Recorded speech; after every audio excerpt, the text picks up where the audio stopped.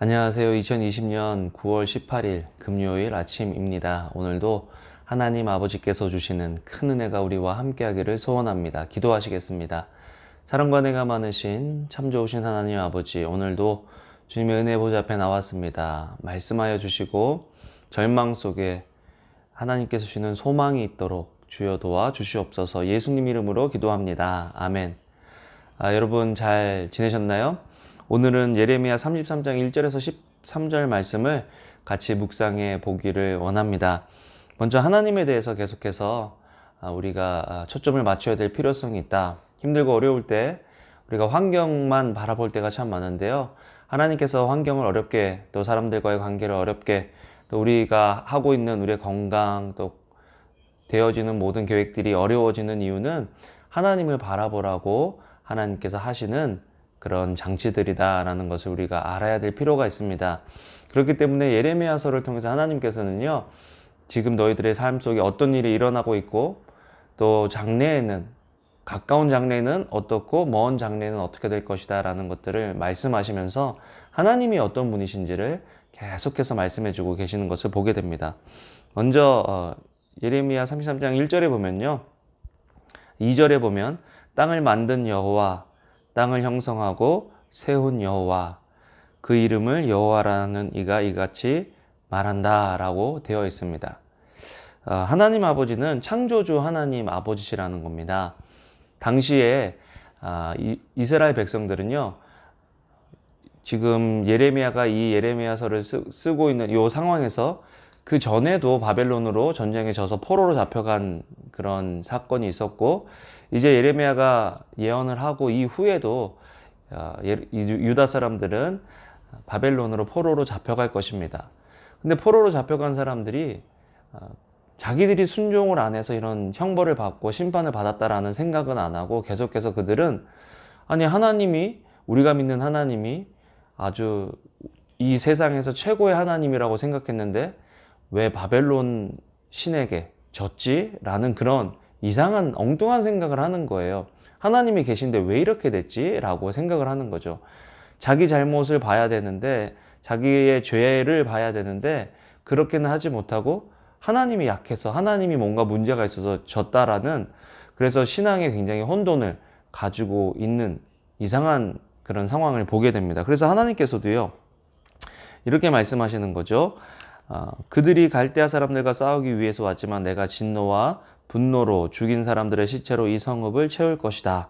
이는 그들의 모든 죄악으로 인해 이 성읍에서 내가 내 얼굴을 숨길 것이기 때문이다. 하나님께서는 사랑의 하나님이시지만 하나님은 잘못한 것에 대해서 심판하시는 하나님이시다. 무조건 뭐 다 심판하시는 건 아닌 것 같아요. 그렇지만 죄의 양이 차면 하나님께서도 참고 참으시다가 이제 심판을 하시는 거죠. 지금 이스라엘이, 유다가 그런 상황에 모인 거예요. 하나님께서 참고 또 선지자들을 통해서 회개할 기회를 계속해서 주셨음에도 불구하고 사람들이 자기 죄에서 돌이키지 않았기 때문에 하나님께서 이런 심판을 가지고 오신 거죠.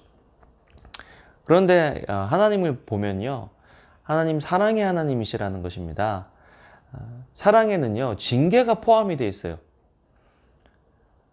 그 사랑하는 자식을 징계한다라고 성경에 나와 있는 것처럼, 우리가 만약에 인생에서 하나님의 징계를 받고 있다라는 생각이 들고 있다면 하나님이 나를 사랑하신다라고 우리가 이해할 필요가 있다라는 것입니다.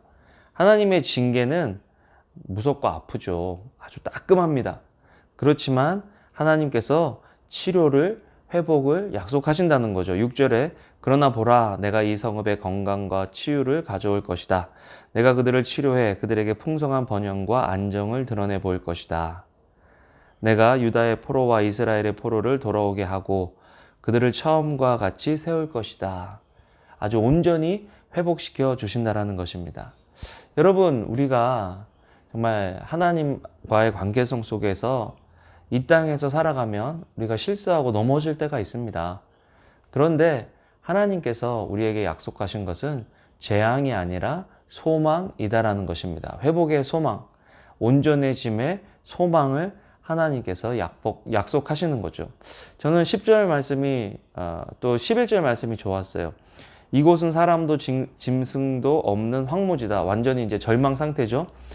너희가 말하고 있는 이곳에 황폐하게 돼 사람도 동물도 살지 않게 된 유다 성읍들과 예루살렘 거리에 다시 소리가 들릴 것이다. 그것은 기쁨의 소리와 즐거움의 소리고 신랑의 소리와 신부의 소리고 만군의 여호와께 감사를 드리라. 여호와는 선하시고 그분의 인자는 영원하기 때문이다 라고 말하며 여호와의 집에 감사의 제물을 드리는 사람의 소리다. 이 소리, 여러분 요즘 우리도 어떤 소리들이, 어떤 언어가 우리 속에 있을까요? 기쁨의 언어들, 즐거움의 언어들, 여호와를 찬양하고 여호와께 감사하는 언어들이 우리의 삶 속에 다시 회복되어지는 그런 소망이 오늘 본문을 묵상하면서 갖게 되었습니다. 여러분 오늘 하루를 살아가시면서 이런 소망, 회복들을 소망하면 좋겠어요. 하나님 기쁨의 소리가, 즐거움의 소리가, 일상에서 정말 행복해하는 그 소리가 회복되게 해주세요. 그리고 그 소리는, 그 기쁨은, 그 즐거움은 하나님을 예배하는 즐거움에서 오는 그 기쁨과 즐거움, 행복감으로 회복되게 해주세요 라고 우리 기도하면 좋겠어요. 오늘도 말씀을 보면요, 이 기쁨의 소리, 신랑과 신부의 소리, 여호와께 감사하는 소리, 또 여호와의 선하심과 또 그분의 인자하심을 찬양하는 그 소리는 예배의 소리거든요. 예배를 통해서 또 하나님께서 주신 것들을 감사하고 기뻐하는 그런 회복이거든요. 여러분 우리가 회복될 때 기억해야 될 것은요, 그냥 코로나 이전으로 돌아가는 그 회복이 아니라 예배의 회복이라는 거죠. 하나님과의 관계의 회복이라는 거죠. 우리 삶의 중심에 있어야 할 하나님이 우리 삶의 최고의 자리에 계시도록 하는 그 회복이 저와 여러분과 우리 교회와 이 사회에 일어나기를 주님의 이름으로 소원하고 축원합니다. 기도하겠습니다. 사랑과 은혜가 많으신 하나님, 회복의 때에 정말 하나님을 기쁨으로 찬송할 수 있는 저희들 될 수 있도록 도와주시고, 회복의 때까지 저희들을 보존하시고 저희가 인내로, 믿음으로 이 시기를 잘 감당할 수 있도록 도와주세요. 예수님 이름으로 기도합니다. 아멘. 여러분 오늘도 좋은 하루 되시고요. 사랑합니다.